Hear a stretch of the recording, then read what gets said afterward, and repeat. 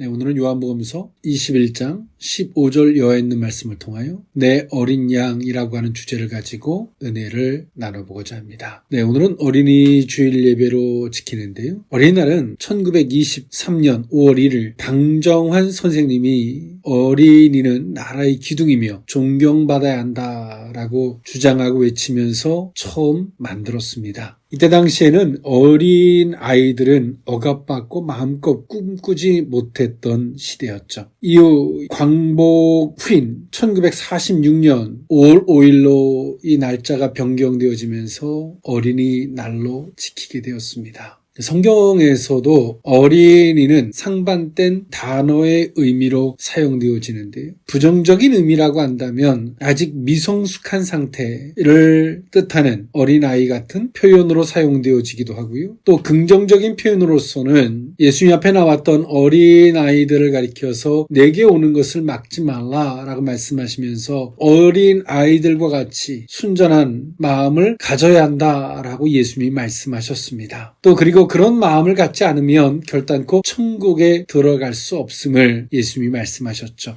오늘 우리는 주님 앞에서 가져야 할 마땅한 자세가 있다면 어린아이같이 순전한 마음이 있어야 할 것이며 또한 그의 말씀을 흡수할 수 있는, 받아들일 수 있는, 배울 수 있는 겸손함, 겸허함이 있어야 할 줄 믿습니다. 주님은 겸손하게 듣고자 하고 겸손하게 배우고자 하면 야고보서의 말씀과 같이 주님은 그런 자들을 훈육하고 양육하시지 겸손하고 배우고 깨닫고자 하는 자를 질책하지 않습니다. 누가 그 겸손함을, 순전함을 잃어버릴까요? 내가 하는 것이 전부다라고 하는 자기 고집, 아집, 자기 틀에 갇혀져 있는 그 교만과 어리석음이 우리 마음속에 겸손함, 겸허함을 없어지게 만들고 주님과의 교제보다는 나를 주장하는 모습으로 주님 앞에 서게 될 때가 있습니다. 오늘 우리는 어린이 주일을 맞이하여 마땅히 가져야 할 마음과 의식이 어떤 것인지를 사고해 볼 수 있는 저와 여러분일 수 있기를 원합니다. 네, 오늘 이 본문이 있는 사건은 예수님께서 디베랴 바다에서 예수님이 부활하시고 난 이후 세 번째로 제자들에게 나타나셨을 때 있었던 사건입니다. 디베랴 바다에서 7명의 제자와의 만남은 예수님이 부활하신 이후에 세 번째 이들을 만나주고 있지만 정확한 그 시간대를 알 수는 없습니다. 그러나 그 목적은 제자들로 하여금 부활을 확실하게 알게 하여 그리스도의 복음이 확신 있는 전파자가 되게 하려고 하는 그 목적이 있다라고 볼 수 있습니다. 특히 여기서 예수님은 제자들이 예수님의 말씀에 의해서만 큰 일을 할 수 있다라는 사실을 제자들에게 가르치죠. 제자들이 관념적으로 주님을 알고 있는 지식적으로는 어떤 큰 일을 할 수가 없다라고 하는 것. 그래서 주님께서 다시금 이들을 찾아오셔서 말씀해 주시죠. 배 오른편에 그물을 던지라. 그리고 주의 말씀에 의지하여 순종할 때만이 큰 일을 할 수 있음을 오늘 이 제자들에게 가르쳐 주시고자 하셨습니다. 이것이 디베랴 바다에서 제자들을 만나 주시면서 그들에게 말씀하시고자 하셨던 주의 메시지였습니다. 이후에 예수님께서는 자신을 3번이나 부인했던 베드로에게 당신을 진정으로 사랑하느냐는 질문을 똑같이 3번 하시게 됐습니다. 그와 동시에 베드로에게 중대한 또 사명이 맡겨지게 되었죠. 그것은 곧 양을 치는 목자의 사명을 베드로에게 맡기신 것이었습니다. 예수님께서도 목자였으나 이제 제자들에게 그 양을 보살피는 목자의 책임이 양도된다라고 볼 수 있는 것입니다. 이로 인해서 승천 후에 제자들은 용기가 100배로 충천하게 되었고요. 온갖 위험을 무릅쓰고 순교자의 자세로서 복음 전도에 헌신하게 되는 계기가 되기도 하였습니다. 더욱이 주님에게 직접 명령을 받은 베드로는 주를 부인한 데에 대한 죄책감과 그 시리를 극복하고 초대교회의 형성 과정에서 아주 중차대한 역할을 감당하는 계기가 되기도 하였습니다. 오늘 예수님은 이처럼 부활하시고 나셔서 세 번째로 제자들에게 나타나 주셨고 그 과정에서 베드로에게 사랑하느냐 물으시면서 사명을 부여하셨습니다. 오늘 이 사건을 예수님의 관점에서 살펴보고자 하는 것입니다. 내 어린 양, 오늘 그 의미를 세 가지로 나누어 살펴보고자 하는데요. 첫 번째는 내 어린 양을 먹이라입니다. 요한복음서 21장 15절에 있는 말씀인데요. 그들이 조반 먹은 후에 예수께서 시몬 베드로에게 이르시되 요한의 아들 시몬아 내가 이 사람들보다 나를 더 사랑하느냐 하시니 이르되 주님 그러하나이다. 내가 주님을 사랑하는 줄 주님께서 아시나이다. 이르시되 내 어린 양을 먹이라 하시고 아멘. 네, 오늘 예수님께서는 오늘 베드로에게 아주 독특한 질문을 던지셨습니다. 베드로의 마음이 정말 괴로울 만한 질문이었습니다. 베드로에게 요한의 아들 시몬아, 내가 이 사람들보다 나를 더 사랑하느냐? 베드로는 주님의 면전에다가 주님을 대놓고 부인했던 사람이죠. 그런 상태에서 예수님은 베드로에게 말씀하셨습니다. 이 사람들보다 나를 더 사랑하느냐라고 주님은 말씀하셨습니다. 베드로의 이 아픈 부위를 건드리면서 예수님이 베드로에게 이 질문을 던지신 이유가 어디 있을까요? 사람을 함부로 비판하거나 판단하거나 정죄하지 말라는 것을 예수님은 이렇게 베드로의 전곡을 찌르면서 말씀하시죠. 베드로는 주님을 부인했던 사람이었던지라 오늘 이 말씀 앞에 나는 당신을 사랑합니다 라고 하는 당당한 고백보다는 사실은 송구스러움의 고백이었을 것입니다. 베드로의 사역은 훗날에 유대 지역에서 나름 하나님을 잘 안다라고 하는 교만과 오만과 어리석음에 빠져 있었던 그 유대인들에게 복음을 전하는 것이 베드로의 사명이었습니다. 그리고 함께하는 사도들에게 그 중심축의 역할을 하는 것이 베드로의 사명이기도 했죠. 오늘 예수님 베드로에게 그런 유대인들에게 끊임없이 힐문하고 때론 조롱하기도 하고 협박하기도 하고 자신들의 교만에 빠져서 주님을 끊임없이 부인하는 부정했던 유대인들을 향하여 베드로를 예수님은 내보내시면서 정말 필요했던 베드로의 자세, 의식이 있었는데 그것이 무엇이었냐면 사람을 함부로 판단하고 정죄하지 말라는 것이었습니다. 그것은 단순한 명령이기에 앞서서 예수님은 베드로에게 부탁하시는 것이었고요. 또 한편에서는 베드로의 아픈 상처와 같은 동병상련의 마음과도 같은 것이었습니다. 즉 인간은 연약하다는 것입니다. 인간은 한편에서는 어리석지만 또 한편에서는 어린아이 같은 연약함으로 인하여 그런 어리석음을 나타내기 때문에 너는 함부로 비판하거나 정죄하거나 하지 말라는 것이죠. 주님의 베드로의 이 전곡을 찌르는 이 질문 앞에서 베드로는 참 입장이 난감했을 것입니다. 그러나 예수님은 베드로에게 죄책감을 느끼게 하거나 주눅들게 하려고 이런 질문을 하는 것이 아니라 베드로에게 의식을 세워주고 싶으신 것입니다. 베드로가 사용되어질 그 필드에서 오늘 베드로가 마땅히 가져야 할 의식, 마음의 자세를 세워주시기 위해서 이런 질문을 하고 있다는 것이죠. 오늘 베드로에게 베드로의 이름을 요한의 아들 시몬, 이 시몬이라는 이 이름을 바꿔주셨습니다. 예수님은 베드로, 게바라고 바꿔주셨죠. 그런데 오늘 예수님은 또 한 번 베드로를 부르시면서 예수님이 이름을 바꿔주셨음에도 불구하고 예수님은 이 베드로에게 친히 지어주신 반석이라는 뜻의 게바 혹은 베드로라는 별명을 부르지 않으셨습니다. 한편에서는 베드로가 반석다운 신앙을 보여주지 못함에 대한 간접적인 꾸중일 수도 있고요. 또한 동시에 인간 베드로에 대한 친근함의 표현일 수도 있습니다. 예수님은 사랑하느냐라는 질문에 앞서서 당신이 바꾸셨던 베드로, 게바라는 이름보다는 요한의 아들 시몬, 그리고 또 하나 더 나아가서 이 사람들보다 더 나를 사랑하느냐라는 예수님의 이 심오한 질문. 그러면서도 베드로가 이 예수님의 질문의 의도를 모른다면 베드로는 쥐구멍에도 숨고 싶고 주눅들고 부끄러울 수밖에 없는 예수님의 질문이었습니다. 그러나 예수님은 베드로에게 베드로가 사용되어질 그 위치에서 마땅히 가져야 할 의식과 그리고 주님을 사랑한다는 것은 요한의 아들 시몬으로서는 못하고 베드로의 신앙 고백 위에 그 이름을 바꿔주셨던 베드로, 게바, 신앙 고백으로서만 주 앞에 있을 수 있음을 예수님은 이 베드로에게 말씀하고 계신 것입니다. 정리하면 예수님은 베드로에게 사명자로 쓰임받아질 그 필드에서 가져야 할 의식, 겸손함, 함부로 사람을 비판하고 판단하지 말아야 할 것에 대한 사람의 아들로서는 결코 내 앞에 나를 사랑한다고 주님을 사랑하는 자로 설 수 없음을 신앙 고백으로서만이 주 앞에 설 수 있음을 주님을 사랑할 수 있음을 예수님은 베드로에게 말씀하신 겁니다.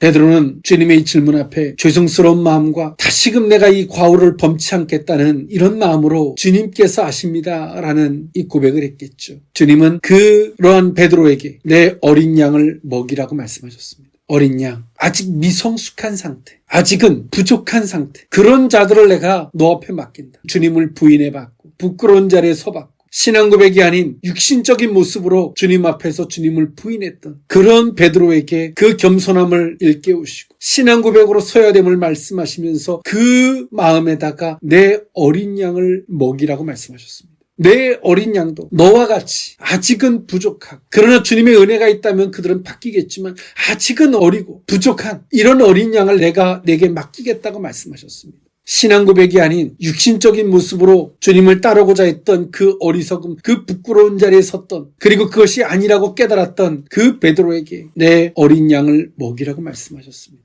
베드로는 유대인들을 바라보면 정말 용납할 수 없을 만큼 때론 분노와 감정이 들끓을 수도 있었을 것입니다. 그때마다 베드로는 주님의 이 말씀 앞에서 또 자신이 주님을 부인했던 걸 생각한다면 능히 그들을 끌어안고도 부족함이 없었을 것입니다. 주님은 베드로의 그 과거의 그 부족함의 자리에 그 겸손함을 주셨고 일깨우셨고, 그 겸손함의 자리에 어린 양을 먹이라고 말씀하셨습니다. 우리는 신앙생활하다 보면 개구리가 올챙이적 생각 못한다고 교만해져서 쉽게 비판하고 판단하면서 나보다 못한 사람들을 내려다보고 비판하고 판단하는 것에 대해서 서슴지 않는 우리의 자신들을 볼 때가 있습니다. 결국 자신의 모습을 보지 못하는 거죠. 오늘 예수님은 베드로에게 자신의 모습을 보게 하시면서 그 마음에다가 어린 양, 때론 유대인들처럼 악한 자가 어디 있습니까? 예수님을 배반하고 예수님을 죽는 자리에 내어놓았던 자들이 있지만 오늘 예수님은 그런 자들을 향하여 어린 양이라고 말씀하셨습니다. 그들에게 주의 말씀을 먹이라고 말씀하시는 것입니다. 네, 어떻습니까? 주님은 우리에게 어떤 일들을 부탁하실 때에, 주님이 하시는 일을 우리에게 양도하실 때에 우리에게 요구되어지는 것이 무엇일까요? 열정, 열심, 우리의 지혜, 슬기로움, 그럴 수 있습니다. 그러나 가장 근본된 것은 우리들이 마땅히 가져야 할 의식, 그 마음 자세입니다. 그래서 예수님은 2번에 걸쳐서 베드로의 전곡을 찌르셨습니다. 다른 사람들보다 더 나를 사랑하는 요한의 아들 시몬아, 이 2가지의 이 말씀을 통하여 오늘 베드로가 어떤 마음을 가져야 되는지, 어떤 자세를 가져야 되는지를 말씀하셨습니다. 우리는 겸손해야 합니다. 그렇다 해서 악한 자들에 대해서 용납하라는 것이 아니죠. 겸손하되 그들을 향해서 쉽게 비판하거나 판단하거나 정죄해서는 안 된다는 것입니다. 주님의 은혜가 있다면 그들도 어떻게 변할지 모르죠. 어린아이들이 지금은 미성숙한 것처럼 보이지만 그 어린아이들이 나중에 커서 어떤 자리에 설지 우리는 알지 못하죠. 그래서 오늘 우리는 어린아이들을 지금 현재의 그 상태를 결과적으로 보지 않는 것이죠. 그들이 나무로 자랐을 때 어떤 자리에 어떻게 설 수 있는지 우리는 모르기 때문에 그 어린아이들을 현재형, 마침표로 그들을 대하는 것이 아니죠. 비전과 가능성과 그들의 희망과 내일을 가지고 그들을 대하는 것입니다. 주님은 오늘 베드로에게 의식과 자신의 부끄러움을 돌아보는 그 마음 안에다 아직은 미성숙한 그 어린 양을 먹이라라고 부탁하셨습니다. 오늘 우리는 어떤 마음을 갖고 사는지 쉽게 비판하거나 정죄하거나 판단하는, 때론 바리새인 같은 자리에 서 있지 않는지 우리의 자신을 돌아볼 수 있는 저와 여러분일 수 있기를 원합니다. 내 어린 양, 2번째 의미는 내 양을 치라입니다. 요한복음서 21장 16절에 있는 말씀인데요. 또 2번째 이르시되 요한의 아들 시몬아, 내가 나를 사랑하느냐 하시니 이르되 주님 그러하나이다. 내가 주님을 사랑하는 줄 주님께서 아시나이다. 이르시되 내 양을 치라 하시고. 아멘. 베드로를 향하여 예수님이 육신적인 이름을 또다시 부릅니다. 베드로야 라고 부르지 않으시고 요한의 아들 시몬아, 사람의 아들 시몬아, 다시 물으십니다. 나를 사랑하느냐? 베드로는 예수님의 질문 앞에서 확신에 찬 아멘, 그렇습니다 라는 말보다 송구스러움을 가지고 나의 마음은 이렇습니다, 확 열어 보이는 것도 아니고 정말 애끓는 마음으로 이렇게 고백했을 것입니다. 그러면서 베드로는 무엇을 합니까? 요한의 아들 시몬으로서는 주님을 사랑하는 데는 한계가 있다는 것을 베드로는 압니다. 예수님은 베드로에게 이것을 일깨워주고 싶은 거예요. 사람의 아들로서는 나를 사랑할 수 있는 데는 한계가 있다는 것을. 유대인들이 하나님을 사랑하죠. 그러나 그 사랑에 인간의 입장에서 인간으로서의 사랑은 한계가 있습니다. 그 한계 앞에서 유대인들은 돌연변이가 되었습니다. 베드로는 요한의 아들 시몬으로서 예수님을 사랑하는 데에 대한 그 끝을 봤죠. 주님을 부정하는 자리까지 설 수밖에 없음을 베드로는 확인했습니다. 그리고 베드로는 주님의 질문 앞에 주님 사랑합니다, 그러나 나의 사랑의 끝이 어딘지 압니다, 이 고백을 하고 있는 거예요. 여러분, 주님 사랑하십니까? 성도라면 아멘, 당연하죠. 난 주님을 사랑합니다. 그러나 현명하고 성숙한 사람은 주님 사랑합니다, 그러나 내 힘의 한계치, 내 힘의 끝이 주님을 사랑하는 그 끝을 압니다. 내가 주님을 정말 사랑한다 하지만 끝까지 주님을 사랑할 수 없는 자기 끝을 알아요. 베드로와 같이 인간의 힘으로서 주님을 사랑한다라고 하는 그 끝이 어딘지 알죠. 어려움의 환경들, 때론 육신의 고통들, 그 앞에서 나는 조금 전까지만 해도 주님을 사랑합니다라고 외치다가도 그 육신에 아프고 이해할 수 없는 환경의 고통과 사건이 주어지면 우리가 주님을 사랑할 수 있는 데에 대한 한계치를 만나게 돼요. 그것을 아는 베드로에게 말씀하십니다. 내 양을 치라. 그 마음에다. 그런 베드로는 유대인들을 향해서 어떻게 바라볼까요? 저들이 자신의 힘으로 막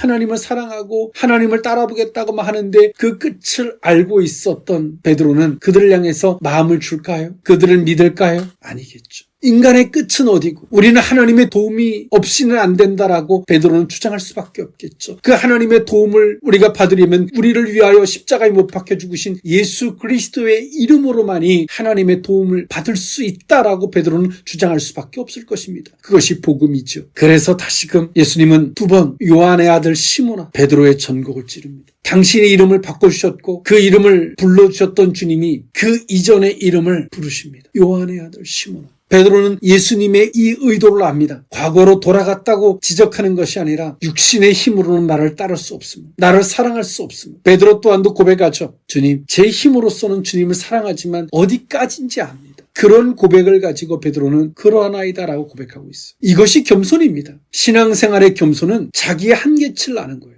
육신의 한계치, 나의 한계치라는 거죠. 부끄러움으로만 감추려고 하는 것은 어리석은 자입니다. 자신의 한계치를 아는 사람은 함부로 나대지 못합니다. 함부로 결단하고 두 주먹 불끈 쥐고 내가 한번 해봐야지 이렇게 못해요. 이 한계치를 아는 사람은 이 부끄러움의 자리에 섰던 사람은 주님의 이름을 부릅니다. 주님, 여기까지는 내가 할 수 있지만 정말 하나님 저는 그 자리까지 가면 또 주님을 부인할 수밖에 없는 연약한 존재입니다. 주님, 저는 당신이 필요합니다. 마가다락방에 서는 자가 되는 것입니다. 그런 마음에다 예수님은 양도하셨습니다. 내 양을 먹이라.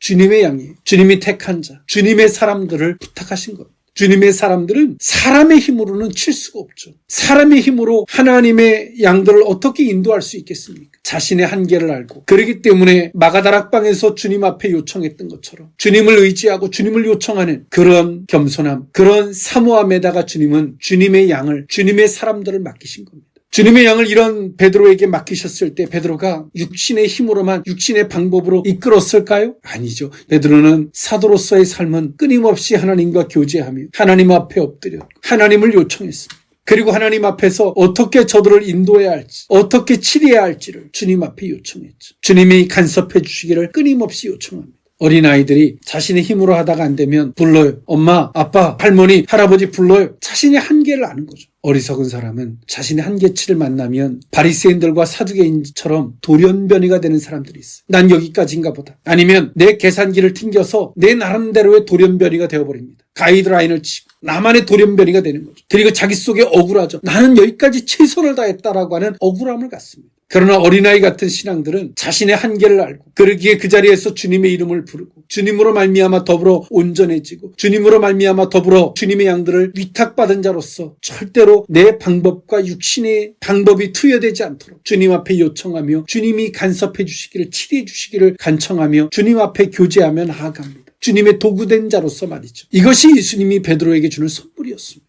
우리의 신앙을 한번 돌아보십시오. 내 힘으로 하다가 그만큼 안 되고 나도 쭈그러진 돌연변이가 되었는데 우리는 또 누군가를 붙잡고 내가 나에게 투사했던 것을 누군가를 향해서 또 가르치려고 듭니다. 그들 또한도 우리는 돌연변이가 되게 만드는 악의 도구가 되는 것이죠. 내가 나에게도 안 됐던 것을 왜 상대에게 그렇게 투사하려고 하십니까? 나도 못하는 것을. 정말 자신의 한계를 아는 사람은 자신의 방법론을 그 지식을 누군가에게 투사하려고 하지 않습니다. 같이 주님의 이름을 부르죠. 베드로는 유대인들을 향해서 그랬습니다. 내가 하지도 못하는 것, 유대인들은 그렇죠. 자신이 하지도 못하는 것을 끊임없이 누군가에게 투사시켜서 그들까지도 구덩이에 빠지게 만들었습니다. 그러나 베드로는 자신이 못하는 걸 누군가에게 하게 하려고 그렇게 강요하거나 억압하지 않았습니다. 예수 그리스도로 말미암아 주님의 이름을 부르게 만들었죠. 오늘 우리의 신앙이 주님의 은혜를 입고 나면 우리도 누군가의 영혼들을 향하여 때론 그들을 치리하는 양을 치는 자로서 우리는 서게 됩니다. 때론 것이 가족이 되었던 주변 사람들이 되었던 말이죠. 그들을 어떻게 이끌고 그들에게 무엇라고 주장하고 계십니까? 나도 못했던 것을 상대에게 하라고 강요하지 않습니까? 아니면 나도 못했으니까 수수방관하십니까? 주님은 베드로에게 말씀하십니다.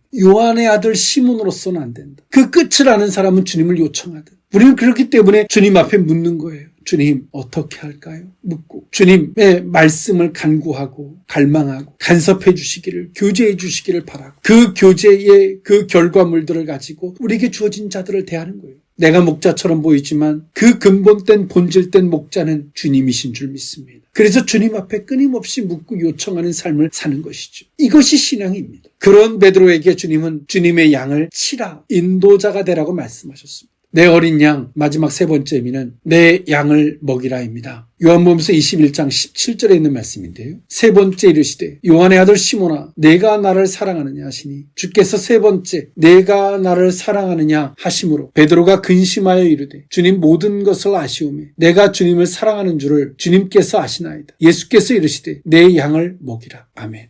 예수님은 두 번째까지 요한의 아들 시몬아 하셨으면 이제 세 번째 가서는 베드로야라는 이름을 불러주실 법도 한데 끝까지 예수님은 요한의 아들 시몬아라고 다시금 베드로의 이름을 부릅니다. 예수님의 재차 반복되어진 이 질문 앞에서 베드로는 사랑합니다라고 고백하지만 베드로가 근심했다라고 성경은 말하죠. 그리고 베드로는 말합니다. 주님 모든 것을 아시오매 내가 주님을 사랑하는 줄을 주님께서 아십니다.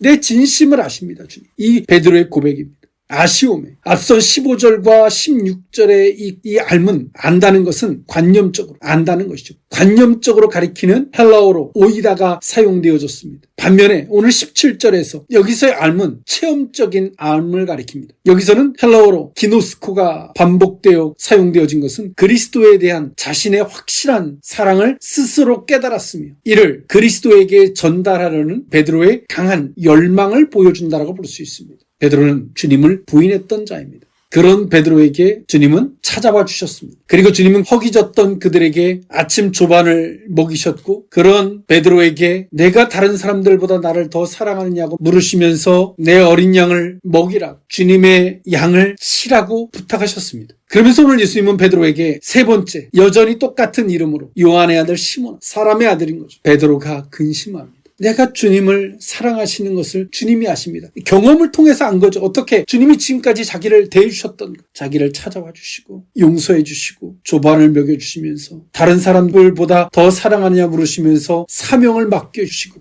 이 모든 것을 베드로가 이제 체험적으로 안 거예요. 여기서의 17절에 주님을 사랑하는 이 알문 체험적으로 자신이 예수님을 체험적으로 알게 된 거예요. 거기에 대한 고백을 하고 있는 거죠. 주님을 사랑합니다.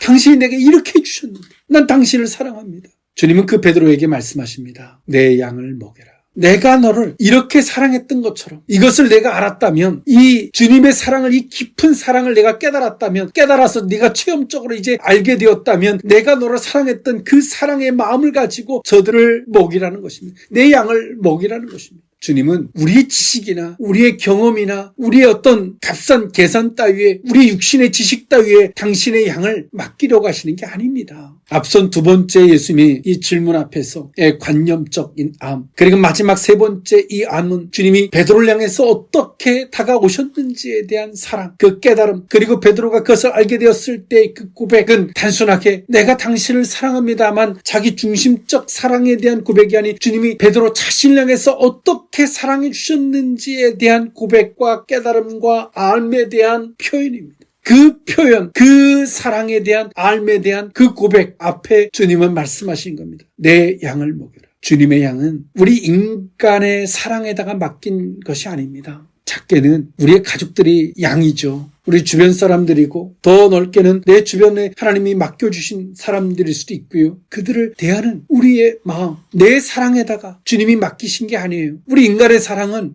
아주 계산적이거든요. 내가 조금 뭘 했는데 상대가 그것에 대해 호응하지 않으면 막 억울해, 막 화가 나, 분노의 마음이 일죠. 그런 지저분한, 그런 얕은 사랑에다가 주님의 양을 맡기신 게 아니에요. 어떤 사랑? 오늘 베드로가 주님의 사랑을 진짜 깨달은 거예요. 경험적으로 자신을 찾아와 주시고 용서해 주시고 은혜로 해주시고 그 사랑을 베드로가 깨달았어요. 알았어요. 거기에 대한 주님을 사랑합니다. 이 마음을 주님이 아십니다. 주님을 만난 그 사랑의 그 고백에 그 양을 맡기신 거예요. 주님의 사랑을 만난 그 주님의 사랑에다가 양을 맡긴 것이지 인간의 그 얕은 계산적인 상대적인 그 사랑에다가 맡긴 게 아닙니다. 그렇기 때문에 우리 인간의 얄팍한 사랑에다가 주님의 사랑의 이름만 갖다 붙였기 때문에 거기에는 생명도 감동도 역사도 없는 것입니다. 내가 했는데 상대가 호응해 주지 않으면 막 불그락 그건 또 주님의 사랑을 흉내낸 거예요. 내가 어떻게 했는데 네가 나한테 이렇게 할 수 있느냐고 화가 나는 거죠. 우리를 용서하시고 그럼에도 불구하고 우리를 만나주시고 찾아오셨던 그 사랑을 기억하고 계십니까? 그 마음에다 주님은 양을 맡기신 거예요. 그 마음으로만 대하면 우리는 어떤 희생과 어떤 섬김을 해도 울그락불그락하지 않아요. 그건 상대적이지 않거든요.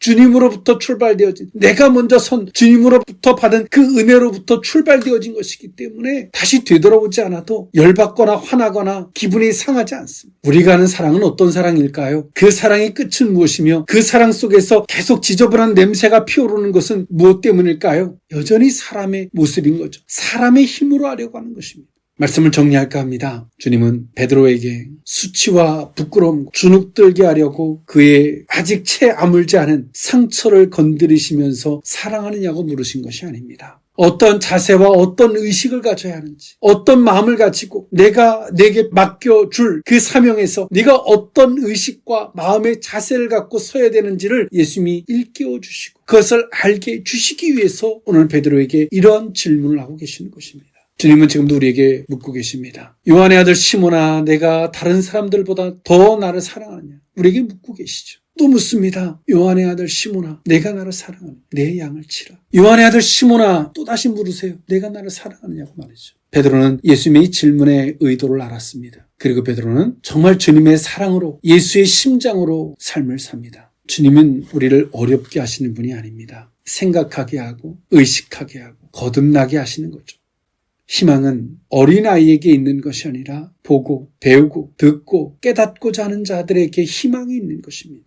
마침표의 인생, 결과적 삶이 아닌 보고 배우고 듣고 깨닫고자 하는 희망이 있는 삶이 저와 여러분의 삶이 될 수 있기를 원합니다. 기도하겠습니다. 사랑의 하나님, 주님을 부인했던 베드로에게 찾아오셔서 요한의 아들 시몬아, 내가 다른 사람들보다 더 나를 사랑하느냐 물으셨던 주의 음성을 듣습니다. 그런 베드로에게 사랑합니다라는 고백 앞에 내 어린 양을 먹이라라고 말씀하시며 판단하거나 정지하지 말 것을, 다시금 요한의 아들 시몬아라고 부르시며 내 양을 치라. 사람의 힘으로서는 주님을 사랑할 수 없는, 사랑하는 데 한계를 아는, 그렇기 때문에 주님의 이름을 부를 수밖에 없는 그 마음을 일깨워 주시며 내 양을 치라 라고 부탁하셨던 주의 음성을 듣습니다. 다시금 세 번째, 요한의 아들 시몬아, 내가 나를 사랑하느냐 물으시며 내 양을 먹이라 부탁하실 때 베드로가 근심했던 그 마음 위에 내 양을 먹이라 라고 부탁하셨던 주의 음성을 듣습니다. 주여, 주님 우리를 부끄럽게 하거나 실망하고 낙담케 하시기 위함이 아니라 신앙생활은 영적인 것이며 육신의 힘으로서는, 육신의 자식으로서는 결단코 갈 수 없는 길임을, 주님을 따를 수 없는 것임을 일깨워 주시며 주님의 이름을 부르며 주님으로 말미암아 온전케 되고 강동케 되기를 바라시는 주의 음성임을 듣습니다. 주여, 우리를 새롭게 하여 주시옵소서. 주님께서 사람에게 부탁하신 것이 아니라 신앙 고백 위에, 겸손함 위에, 주님을 갈망하고 간청하는 그 위에 그 사명을 맡기셨던 것을 돌아보는 우리 모두로 삼아 주옵소서. 축복하옵고 예수님의 이름으로 기도합나이다. 아멘.